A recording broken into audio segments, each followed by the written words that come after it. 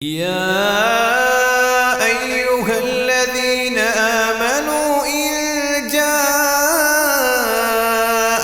فاسق بنبأ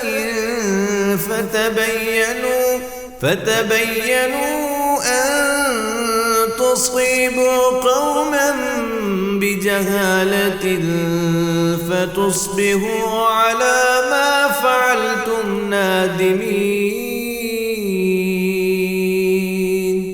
متواتر روایت کے بارے میں مصنف رحمۃ اللہ علیہ بحث کر رہے ہیں، اور پہلے ذرا تفصیل سے ان کی شروط ذکر کی ہیں، اور اب ذرا اجمال کے ساتھ انہی شرائط کا تذکرہ ہے۔ اور وہ کیا ہیں؟ کہتے ہیں فَإِذَا جمع هذه الشروط الاربع، جب یہ چار شرطیں جمع ہو جائیں، چار شرطیں جمع ہو جائیں۔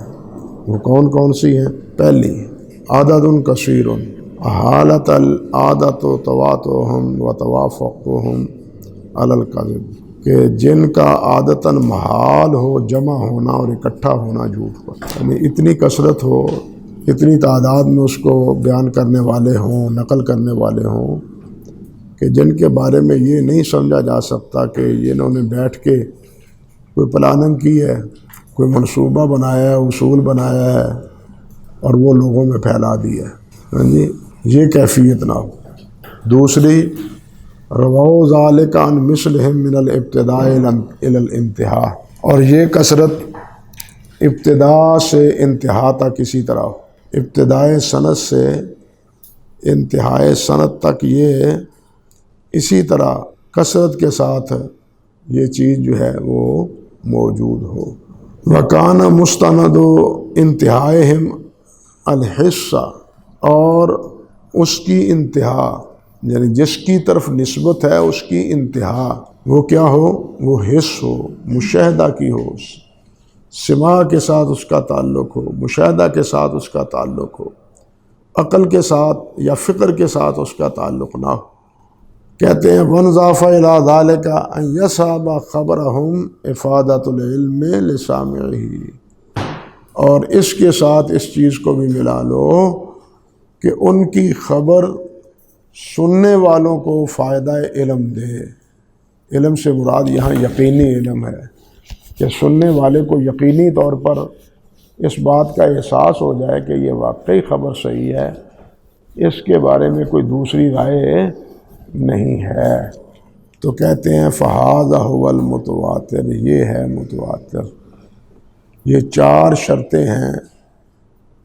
بعض نسخوں میں اس میں ترتیب تھوڑی سی الٹ کی ہے کہ عدد کثیر، اس کو ایک عدد بنایا ہے، ایک قسم بنائی ہے، اور آگے حالت العادت و تواتهم اس کو دوسرا جملہ یا دوسری شرط بنائی، لیکن اکثر نسخوں میں اسی طرح ہے جس طرح یہاں ہمارے سامنے نسخہ ہے۔ یہاں ایک بڑا عجیب واقعہ ہے جس کا تذکرہ حافظ سخاوی نے بھی، حافظ ابن حجر نے بھی، اور ابن حبان رحمۃ اللہ علیہ نے ثقات میں بھی ذکر کیا ہے، جس کا تعلق یہ ہے کہ وہ واقعہ حس کے ساتھ یا سماع کے ساتھ نہ ہو، بس اڑتی ہوئی ہوا یا اڑتی ہوئی بات نہ ہو۔ ایک سائل نے امام ابو عوانہ رحمۃ اللہ علیہ، یہ غلام تھے، اور ان کے سردار سے تعاون طلب کیا، ان کے مالک سے، تو انہوں نے، سردار نے تو کچھ نہ کیا، لیکن امام ابو عوانہ رحمۃ اللہ علیہ انہوں نے اپنی طرف سے کچھ اس کو نہ دے دیا، اس کی داد رسی کی، اس سے تعاون کیا۔ وہ سائل بڑا ہوشیار تھا، وہ کہنے لگا اس کا صلہ میں تمہیں دوں گا، اس کا بدلہ میں تمہیں دوں گا۔ اب یہ حج کا موقع ہے، تو وہ آدمی سڑک پر کھڑا ہو گیا اور کہنے لگا او لوگو مبارک ہو ابو عوانہ کو، امام ابو عوانہ وضاح بن عبداللہ کو ان کے مالک نے آزاد کر دیا ہے۔ آزاد کر دیے، یہ آوازیں دی جا رہا ہے۔ لوگ بھی سن کے بڑے خوش ہو رہے ہیں کہ یزید بن عطا لیثی جن کے وہ غلام تھے، ان کا جا کے شکریہ ادا کرتے ہیں کہ آپ کی بڑی مہربانی کہ جناب اتنے بڑے محدث کو آپ نے آزاد کر دیا۔ اور امام ابو عوانہ رحمۃ اللہ علیہ ان کو بھی جا کے گلے مل رہے ہیں کہ مبارک ہو جی آپ کو، آپ کے مالک نے آزاد کر دیا۔ تو لوگ آتے جاتے ہیں، اور وہ جو ہے نا مالک وہ بھی حیران ہے کہ اب میں کیا کروں، اگر میں انکار کروں میں نے آزاد نہیں کیا تو یہ حج کے موقع پر اتنی زور سے آوازیں لگا رہا ہے، یہ لوگ میرے بارے میں کیا تاثر قائم کریں گے، میرے بارے میں کیا تاثر قائم کریں گے۔ تو وہ مرتا کیا نہ کرتا، اس نے کیا کیا، خاموشی اختیار کی، کہ تردید نہ کی تو یہی اس کی طرف سے وہ کہنے لگے کہ جاؤ میں نے ان کو آزاد کر دیا، واقعی میں نے ان کو آزاد کر دیا۔ یعنی آزاد تھے نہیں، مگر اس نے جو طریقہ اختیار کیا اس کی بنیاد پر، یہ یزید بن عطا تھے غالباً ان کے مالک، یزید بن عطا لیثی، وہ مجبور ہو گئے۔ یہ لائن اپنے کیا نام ہے، تہذیب و تہذیب 11ویں جلد لے کے آئے، واللہ بن عبداللہ کی، الوضاح بن عبداللہ الیشکری مولا یزید بن عطا ابو عوانہ الواسطی البزاز، یہ واقعہ ہے۔ حقا ابن حبان قصة آتقہ علی صفت اخرى فقال کان یزید بن عطا حج ومعہ ابو عوانہ فجاء سائل الی یزید فسألہ فلم یعطہ شیئا فلاحقہ ابو عوانہ فآتاہ دینارا فلما اصبحوا وارادوا الدفع من مزدلفہ سے واپس لوٹ رہے تھے، وقف السائل على طریق الناس فکلما رأى رفقة قال یا ایھا الناس اشکروا یزید بن عطا فإنه تقرب إلی اللہ تعالی اليوم بعتق ابی عوانہ۔ یہ بات کر رہا ہے، اللہ اکبر۔ فجعل الناس یمرون فوجا بعد فوج الی یزید یشکرون له ذلك وهو ينکر فلما کثروا علیہ قال من یستطیع رد هؤلاء اذهب فانت حر۔ ان سب کی کون تکذیب کرے، تو جاؤ میں نے تمہیں آزاد کر دیا۔ تو یہ واقعہ بھی سنی سنائی بات تھی نا، اس کا تعلق حس کے ساتھ نہیں تھا کہ واقعتاً یہ اس طرح ہوا۔ یا اسی طرح یہ جو واقعہ معروف نبی علیہ الصلوۃ والسلام کا اپنے ازواج مطہرات کو طلاق دے دینے کا مشہور واقعہ، حافظ ابن حجر رحمۃ اللہ علیہ نے اس کو بھی اس کی مثال ٹھہرایا ہے۔ نامی جلد پکڑیں فتح الباری کی، یہاں حافظ رحمۃ اللہ علیہ اس واقعے سے استدلال کرتے ہوئے، بحث کرتے ہوئے اس کے فوائد جو حاصل ہوتے ہیں اس پر اس کا ذکر کرتے ہوئے کہتے ہیں وَإِنَّ الْأَخْبَارَ الَّتِي تُشَاعُ وَلَوْ قَصُرَ نَاقِلُوهَا إِن لَّمْ يَكُن مَرْجِعُهَا إِلَىٰ أَمْرٍ حِسِّيٍّ مِّن مُشَاهَدَةٍ أَوْ سِمَاعٍ لَا تَسْتَلْزِمُ الصِّدْقَ۔ بہت سے واقعات جو ہے نا وہ مشہور ہو جاتے ہیں لیکن وہ سچے نہیں ہوتے۔ مشہور ہو گیا تھا نا کہ نبی علیہ الصلوۃ والسلام نے طلاق دے دی، حضرت عمر فاروق رضی اللہ تعالیٰ عنہ بھی حضرت حفصہ سے ناراض ہوئے، بیٹی سے، کہ تم نے کیوں پشیمان کیا نبی علیہ الصلوۃ والسلام کو، اللہ کے اندر کچھ کہانی طلاق دینے کی تھی ہی نہیں، لیکن بات مشہور ہو گئی۔ تو یہ بات پہلی جلد میں بھی آئی ہے اور یہاں کتاب النکاح میں بھی آئی ہے کتاب النکاح میں بھی یہی بات حافظ رحمۃ اللہ علیہ نے کہی ہے۔ یہ 292 صفحہ جلد 2 ہے، اور پہلی جلد کا بھی یہ صفحہ ہے 186 جلد اول، وہاں بھی حافظ رحمۃ اللہ علیہ نے یہی بات فرمائی۔ اور اسی قسم کا واقعہ مشہور حضرت عائشہ رضی اللہ تعالی عنہ کے افق ہے، جس کے بارے میں اللہ سبحانہ و تعالی نے صحابہ کرام رضوان اللہ علیہ مجمعین کو تنبیہ کی، اذ تلقونہ بألسنتکم وتقولون بافواہکم ما لیس لکم بہ علم۔ تم باتیں کر رہے تھے، تمہارے منہ سے باتیں نکل رہی تھیں، لیکن تمہیں علم نہیں تھا، سنی سنائی اور اڑی اڑائی بات پر تم نے بات کا بتنگر بنا دیا۔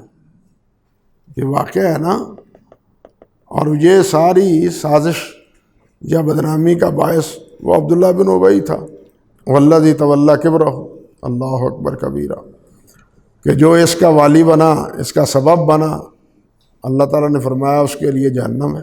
اللہ اکبر کبیرہ۔ عجیب قصہ یہاں بھی کہ ہشام بن عبد الملک نے پوچھا امام زہری رحمۃ اللہ علیہ سے کہ من تولی کبرہ سے کون مراد ہے؟ تو امام زہری رحمۃ اللہ علیہ فرمانے لگے کہ اس سے مراد عبداللہ بن ابی ہے۔ ہشام کہنے لگا نہیں، اس سے مراد علی ہے، جھوٹ بولتے ہو تم جھوٹ بولتے ہو، اس سے مراد علی ہے۔ اب یہ چیز بتلاتی ہے نا کہ بنو امیہ کے اذہان میں حضرت علی رضی اللہ تعالیٰ عنہ کے بارے میں درست تصورات نہ تھے۔ امام زہری رحمۃ اللہ علیہ غصے میں آ گئے، ایک روایت میں ہے کہ لیٹے ہوئے تھے، اٹھ کے بیٹھ گئے اور فرمانے لگے میں جھوٹ بولتا ہوں۔ لفظ ہے روایت کے کہ لو نادانی من السماء ان اللہ قد احل الکذب ما کذبت، اگر آسمان سے یہ مجھے آواز آئے کہ آج سے اللہ نے جھوٹ کو حلال قرار دیا، جھوٹ بول سکتے ہو، جھوٹ حرام ہے نا، لیکن اللہ کی طرف سے آواز آ جائے تو میں پھر بھی جھوٹ نہیں بولوں گا۔ یہ ایسی بری عادت ہے کہ اس کا جائز ہو جانا وہ بھی اس کے بولنے پر آمادہ نہیں کرتا۔ یہ جھوٹ ایسی بڑی بیماری ہے۔ تو شام نے پوچھا تھا یہ امام زہری رحمۃ اللہ علیہ سے، تو کہنے کا مقصد یہ تھا کہ تواتر روایت کے لیے یہ شرط ہے کہ اس کا تعلق حس سے ہو، عقل سے نہ ہو، ماں سنی سنائی باتوں پر نہ ہو، باقاعدہ وہ مسموع ہو کسی سے۔ کہتے ہیں آگے چلیے، یہاں ایک مسئلہ اور بھی ہے کہ پہلی شرط انہوں نے فرمائی ہے کہ عدد کثیر تعداد، کثیر تعداد کن کی؟ مسلمانوں کی یا غیر مسلمانوں کی؟ اصول کی جو کتابیں ہیں ان میں لکھا ہوا ہے کہ اس میں مسلمان ہی کی شرط نہیں ہے، غیر مسلم بھی اس میں آتے ہیں۔ وَلَوْ فُسَاقًا وَكُفَّارًا، جمع الجوامع بھی ہے میں ہے، اور علی قاری نے بھی اپنے شرح و شرح میں یہ بات لکھی ہے۔ اللہ اکبر کبیرہ۔ لیکن یہاں ایک بات اور ہے، اور اس کا اشارہ خود حافظ ابن حجر رحمۃ اللہ علیہ نے نقل کیا ہے، ذکر کیا ہے، جس طرح کہ ان سے ان کے شاگرد قاسم قطلوب کا رحمۃ اللہ علیہ نے ذکر کیا ہے۔ بعض شروع میں بھی اس کا تذکرہ ہے۔ وہ کہتے ہیں کہ عدد کثیر کا جھوٹ پر اتفاق ہونا یہ ممکن نہ ہو۔ تعداد کہتے ہیں کہ بسا اوقات ایک 7 آدمی ہیں یا 10 آدمی ہیں یا 8 آدمی ہیں، ان کی خبر وہ بھی یقین کا فائدہ دیتی ہے کیوں دیتی ہے؟ کہ ان کی جو صفات ہیں وہ قائم مقام رجال کے ہیں. وہ قائم مقام الصفات تقوم مقام الذوات، کہ ایک ہے آدمی صرف بھیڑ چال ہے آدمیوں کی، ایک عالمی وہ ہے وہ جو متقی ہے، پرہیزگار ہے، عالم ہے، امانت اور دیانت میں اس کی شہرت ہے. یہ جو اوصاف ہیں یہ قائم مقام ہیں افراد کے، یہ قائم مقام ہیں افراد کے. تو ایسے 7-8 افراد بھی کسی روایت کو بیان کرنے والے ہوں تو ان کی روایت بھی علم کا فائدہ دیتی ہے. اور اسی سے ملتی جلتی بات شیخ الاسلام ابن تیمیہ رحمۃ اللہ علیہ نے کہی ہے. شیخ الاسلام ابن تیمیہ رحمۃ اللہ علیہ نے کہی، وہ بھی فرماتے ہیں کہ بسا اوقات کثرت کی بات ہی قابل اطمینان نہیں ہوتی.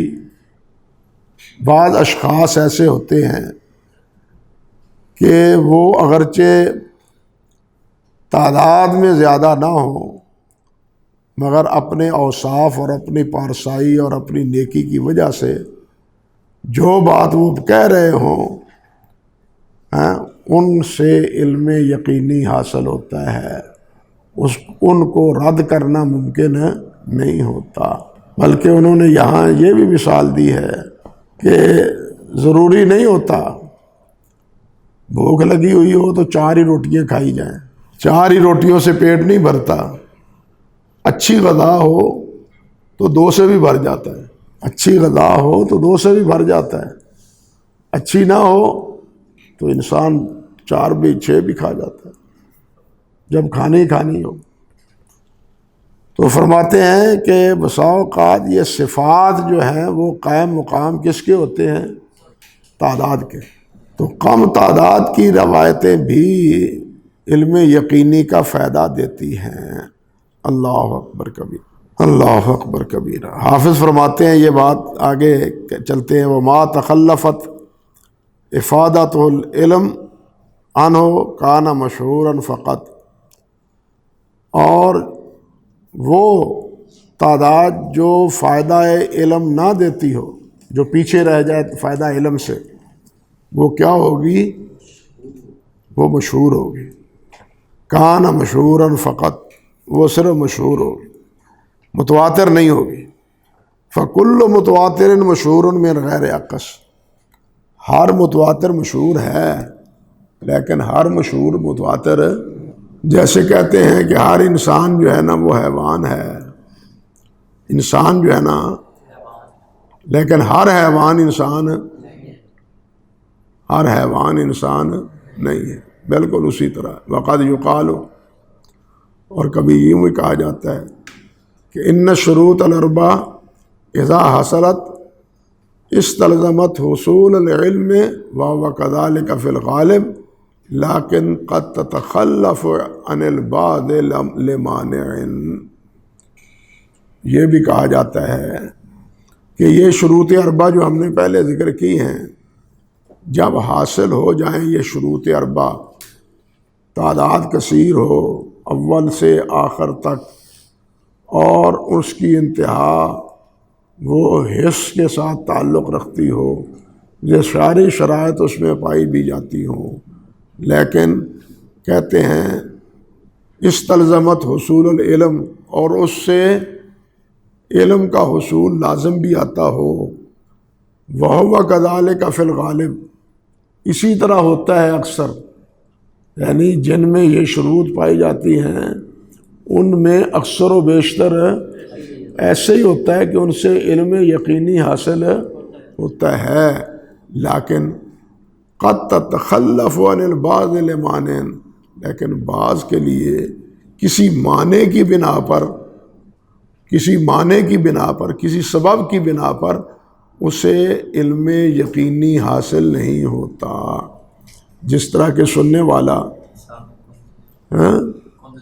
کنزین ہے، کنزین ہے ذہن، وہ بیچارہ ان چیزوں کو سمجھتا ہی نہیں، تو وہ ان کے درمیان یعنی مشہور متواتر کے درمیان فرق اور امتیاز کو جانتا ہی نہیں، تو وہ اس سے علم یقینی حاصل کرنے سے کیا ہوگا؟ خارج ہوگا۔ کہتے ہیں وقد واضح بہذا تعریف المتواتر، اس سے متواتر کی تعریف جو ہے نا واضح ہو جاتی ہے، جو ہم نے یہ تفصیل بیان کی ہے۔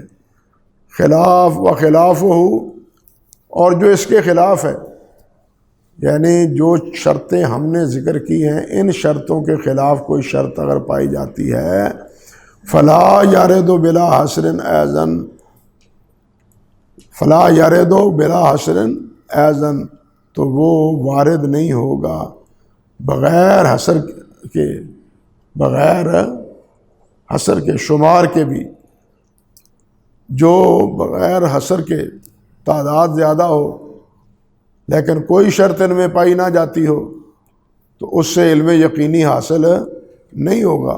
لیکن ما قد بعض شروط، ہاں لیکن بعض شروط کے ساتھ، بعض شروط کے ساتھ وہ علم اس سے حاصل ہوگا اگرچہ عدد ان میں نہ بھی ہوں وہ۔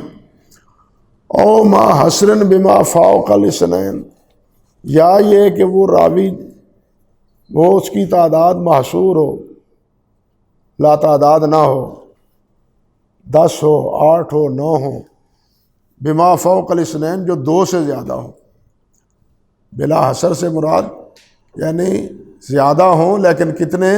2 سے زیادہ ہوں۔ اے بثلاثۃ فصاعدا ما لم یجمع شروط المتواتر، جب تک اس میں شروط متواتر نہ پائی جائیں، شروط متواتر باقی نہیں ہیں۔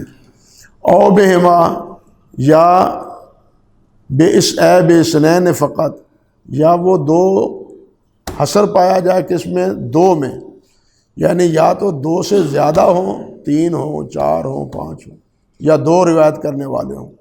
او بواحد فقط، یا اس کو ایک ہی روایت کرنے والا ہو، یعنی ایک روایت کی پوزیشن وہ ہے جس کو بلا حصر بیان کیا گیا ہو، وہ ہے متواتر۔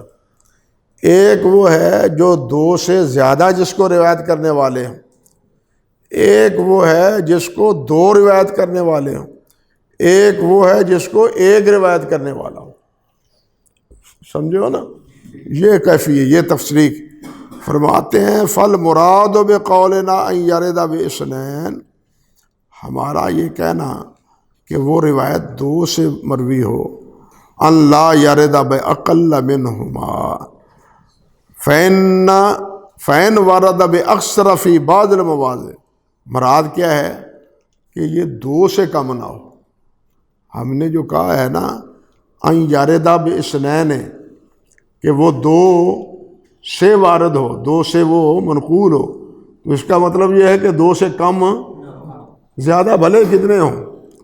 فین ورد باکثر فی بعض المواضع من السند الواحد لا یضر، ایک ہی سند میں اگر 1 سے زائد راوی آ جاتے ہیں تو یہ نقصان نہیں ہے، بلکہ یہ تو فائدے والی بات ہے، کیونکہ اصل مقصود تو جو ہے وہ سند ہے۔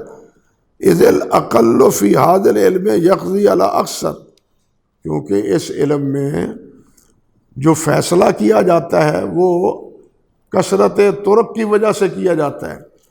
یقضی علی الاکثر، فیصلہ کس سے کیا جاتا ہے؟ اکثر پر، کہ یہ متواتر ہے، یہ مشہور ہے، یہ مستفیض ہے، یہ واحد خبر واحد ہے، یعنی یہ فیصلہ کس سے کیا جاتا ہے؟ سند کی کثرت کی بنیاد پر۔ تو یہاں جو ہم نے باثنین کہا تو اس سے مراد یہ ہے کہ وہ 2 سے کم نہ ہو، یہ نہیں کہ 2 سے اوپر بھی نہ ہو، 2 سے اوپر بھلے جتنے بھی ہوں۔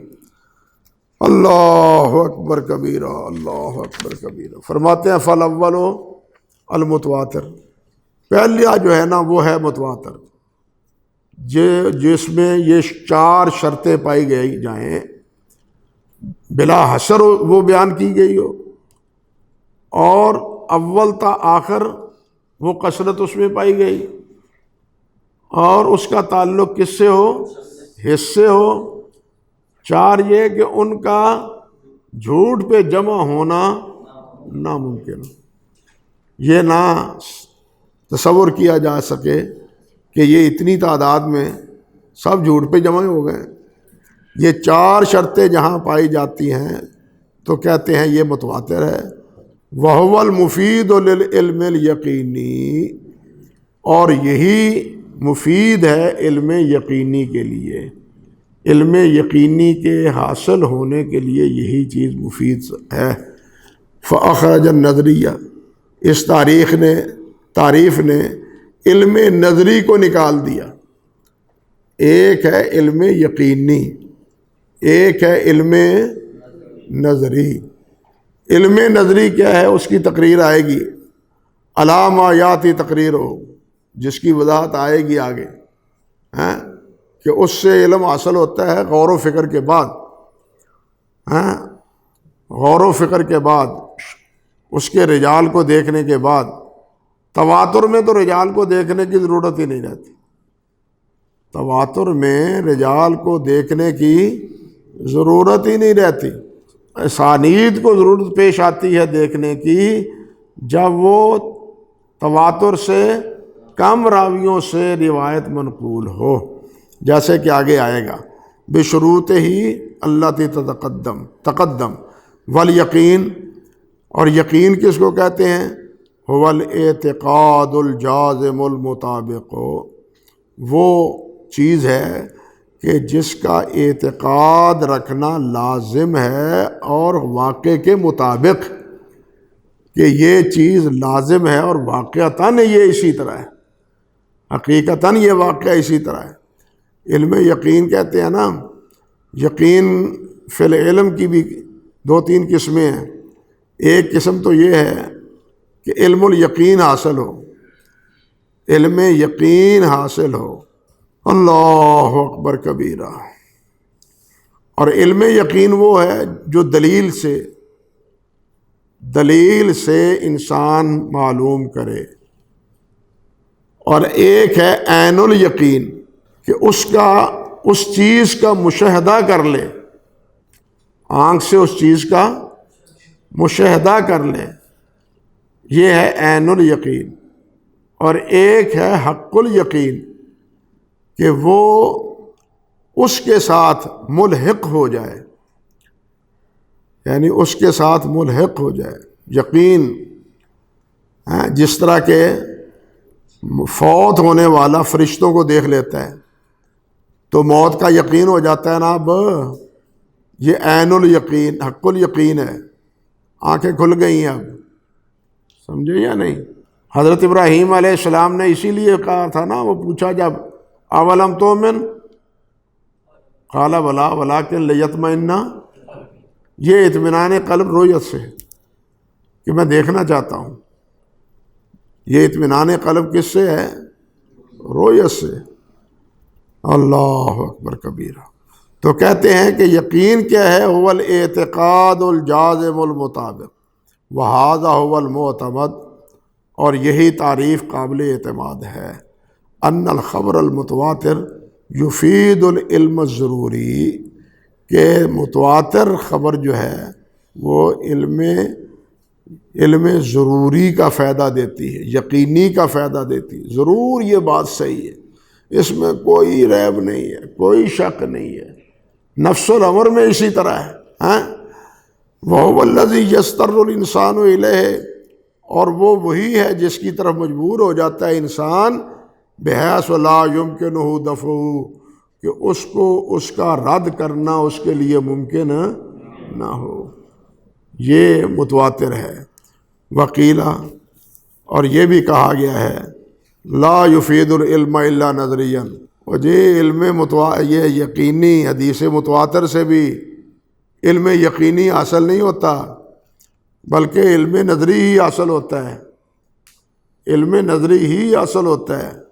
اور یہ قول ہے امام الحرمین عبد الملک جوینی کا، اور یہی قول ہے ابو الحسین بصری کا، اور معتزلہ میں قابی کا۔ بلکہ علامہ غزالی نے ایک اور تطبیق دی ہے کہ الحاصل بالمتواتر لیس بنظری ولا ضروری بل هو واسطۃ بینہما۔ ہاں وہ کہتے ہیں الحاصل بالمتواتر لیس بنظری ولا ضروری، یعنی متواتر سے نہ نظری نہ ضروری، بلکہ بل ہوا واسطۃ بینہما، یہ ان دونوں کے مابین ایک واسطہ ہے، بین جس کو کہتے ہیں، یقین کا بھی فائدہ نظر کا بھی فائدہ۔ اللہ اکبر کبیرہ۔ سوال تو پیدا ہوتا ہے کہ جب متواتر کے بارے میں یہ یقین حاصل ہی نہیں تو پھر اس تواتر پر سر مارنے کا فائدہ کیا؟ بات سمجھے نا۔ اور یہ تواتر کی ساری بات صرف اس لیے ہے کہ خبر احاد جن سے اللہ سبحانہ و تعالیٰ کی صفات ثابت ہوتی ہیں، ان سب کا یہ کہہ کے انکار کر دیا جائے کہ یہ خبر واحد ہے، یہ متواتر نہیں ہے۔ اور اسی سے اصول میں آپ نے یہ پڑھا ہے کہ عقیدے میں متواتر حدیث معتبر ہے، خبر واحد معتبر نہیں۔ اصول شاشی میں یا نور الانوار میں آپ نے پڑھا ہوگا کہ عقیدے کے مسئلے میں کیا ہے؟ متواتر، کیونکہ عقیدہ یقینی ہے۔ عقیدہ کیا ہے؟ یقین کا مسئلہ ہے، عقد کا مسئلہ ہے، یہ نظری اور فکری مسئلہ نہیں ہے کہ جس میں تبدیلی ہوتی رہے، بلکہ یہ عقدی مسئلہ ہے، گرا دیا ہوا مسئلہ ہے، گانٹھ دی ہوئی بات ہے، گرا دی ہوئی بات۔ اس کے لیے یقین چاہیے، اور یقین متواتر سے ہوتا ہے، اس لیے خبر واحد ان مسائل میں حجت نہیں ہے۔ لیکن یہی چیز جو ہے بنیادی طور پر محدثین کے نزدیک درست نہیں ہے۔ حضرات محدثین رحمہم اللہ وہ خبر واحد سے بھی عقیدے پر استدلال کے قائل ہیں۔ ہمارے شیخ البانی رحمۃ اللہ علیہ کا جو رسالہ ہے حجیت الحدیث کے موضوع پر، جس کا ترجمہ ہمارے مرحوم حافظ عبدالرشید صاحب نے بھی کیا تھا، وہ بھی اس مسئلے پر بہت اچھا رسالہ ہے کہ حدیث صحیح وہ عقیدے میں بھی حجت ہے اور فروعات میں مسائل میں بھی وہ حجت، یہ نہیں کہ متواتر ہی حجت۔ ایک سیدھی سی بات میں آپ دیکھیں، کفار کا اللہ سبحانہ و تعالیٰ نے مشرکین اور کفار، اس کا انجام کیا بتلایا؟ جہنم بتلایا، جہنم بتلایا ہے نا۔ لیکن ابو طالب کہاں ہوگا؟ ابو طالب وہ جہنم میں تو ہوگا، لیکن وہ کیفیت جو مشرکین اور کافروں کی ہے، وہ سب سے ہلکا عذاب جہنم کا ابو طالب کو ہوگا۔ بخاری شریف کی روایت ہے نا، خبر واحد ہے، متواتر تو نہیں ہے، اور سب اس کو مانتے ہیں، بلکہ روافض اور ہمارے خرافی کچھ حضرات وہ تو ابو طالب کو ویسے ہی ایماندار مانتے ہیں، سمجھے نا۔ ایک نے ایمان ابی طالب پر کتاب بھی لکھی، بلکہ مولانا خلیل احمد سہارنپوری رحمۃ اللہ علیہ نے لکھا ہے کہ سب سے پہلے قاضی دہلان نے رافضیوں سے پیسے لے کے ایمان ابی طالب کتاب لکھی تھی، رافضیوں سے کتاب لے کے، یہ مولانا خلیل احمد سہارنپوری نے لکھا۔ اللہ البراہین القاطعہ میں، البراہین القاطعہ کتاب ہے بہت اچھی، یہ الانوار الساطعہ کا جواب ہے۔ بدعات کی تائید میں سب سے پہلی جاں قدر کتاب الانوار الساطعہ تھی، جس کا جواب مولانا خلیل احمد سہارنپوری نے البراہین القاطعہ کے نام سے دیا۔ سمجھ گئے بات؟ تو اس میں ایک جگہ یہ بات انہوں نے لکھی ہے کہ رافضیوں سے پیسے لے کے قاضی دہلان نے ایمان ابی طالب پر کتاب لکھی، حالانکہ صحیح روایات بخاری مسلم کی اور تاریخ کی یہی ہیں کہ ابو طالب نے نبی علیہ الصلوۃ والسلام کی پیشکش کو قبول نہیں کیا تھا، بلکہ حضرت عباس رضی اللہ تعالیٰ عنہ کی اولاد فخر کیا کرتی تھی ابو طالب کی اولاد پر کہ ہمارے ابا جی کو نبی علیہ الصلوۃ والسلام نے اس طرح دعوت نہیں دی، اور ہم کو اور ہمارے ابا جی کو اللہ تعالیٰ نے ہدایت عطا فرما دی، اور ابو طالب کو نبی علیہ الصلوۃ والسلام نے دعوت دی خاص، لیکن ابو طالب کی بھی ساری اولاد بشمول ابو طالب کے اسلام میں داخل، اسلام کے شرف سے محروم رہے۔ حضرت علی رضی اللہ تعالیٰ عنہ اور عقیل یہی مسلمان ہوئے نا، یا جعفر حضرت جعفر، باقی تو دو، اور یہی وجہ ہے کہ ابو طالب فوت ہوئے تھے تو حضرت علی نے اور جعفر نے وراثت نہیں لی تھی، اپنے باپ کی وراثت نہیں لی تھی۔ تو خیر، کہنے کا مقصد یہ تھا، بات کہاں سے کہاں چلی گئی، کہ یہ حضرات کہتے ہیں کہ متواتر چیز روایت ہونی چاہیے عقیدے کے لیے، مگر بہت سی روایات ایسی ہیں جن سے ثابت ہوتا ہے کہ خبر واحد وہ عقیدے کے لیے حجت ہے۔ نبی علیہ الصلوۃ والسلام جن صحابہ کرام رضوان اللہ علیہ مجمعین کو دعوت کے لیے بھیجتے تھے، تو کیا وہ عقیدے کے لیے بھی دعوت دیتے تھے یا صرف فروعات پر کی دعوت دیتے تھے؟ بلکہ پہلے تو آپ یہی فرماتے تھے ان سے جا کے پہلے لا الہ الا اللہ محمد رسول اللہ یہ کہنا، توحید کی دعوت دینا، جب توحید کی دعوت مان لیں پھر ان کو کہنا کہ 5 نمازیں پڑھنی۔ ہاں جی، نبی علیہ الصلوۃ والسلام یہ بھی، اور اس مسئلے پر سب سے پہلے امام شافعی رحمۃ اللہ علیہ نے الرسالہ میں لکھا، الرسالہ میں امام شافعی رحمۃ اللہ علیہ نے، ان کے بعد ابن حزم رحمۃ اللہ علیہ نے الاحکام میں، اور ان کے بعد حافظ ابن قیم رحمۃ اللہ علیہ نے الصواعق میں بڑی مفصل بحث کی ہے اسی مسئلے پر۔ اللہ اکبر کبیرہ، اللہ اکبر۔ تو کہنے کا مقصد بات یہاں سے چلی تھی کہ یہ بھی کہا گیا ہے کہ متواتر حدیث سے بھی علم یقینی کا فائدہ نہیں ہوتا، بلکہ علم نظری کا ہی فائدہ ہوتا ہے۔ ہاں، تو بات تو پھر بگڑ گئی کہ علم یقینی کا جب یہ فائدہ نہیں ہے تو پھر علم یعنی یہ متواتر کا علوم الحدیث میں ذکر کرنے کا فائدہ ہی کیا ہے؟ اور سب سے بڑی بات یہ ہے، جیسے آگے بات آئے گی بھی انشاءاللہ، سب سے بڑی بات یہ ہے کہ علوم الحدیث کا سب سے پہلا تعلق جو ہے وہ سند سے ہوتا ہے۔ سب سے پہلا تعلق کس سے ہوتا ہے؟ سند سے۔ طریق المتن آپ پہلے پڑھ چکے ہیں نا کہ پہلا مسئلہ طریق المتن کا ہے، پھر دوسرا مسئلہ متن کا ہے۔ اب جس فن میں طریق المتن زیر بحث ہی نہیں ہے، وہ اصول حدیث کا مسئلہ کیسے ہے؟ بات سمجھے یا نہیں سمجھے؟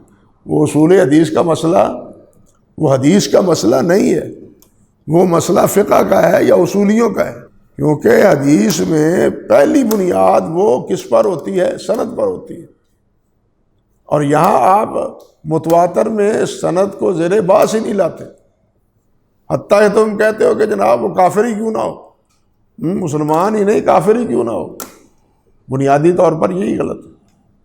اس لیے کہ جس سند کی بنیاد ہی مسلمانوں پر نہیں ہے، ایمان شرط ہے یا نہیں ہے؟ یعنی سب سے پہلے شرط ہے کیا؟ ایمان، آگے تقوی، پرہیزگاری، مروت، یہ علیحدہ مسئلے، آگے مسائل ہے۔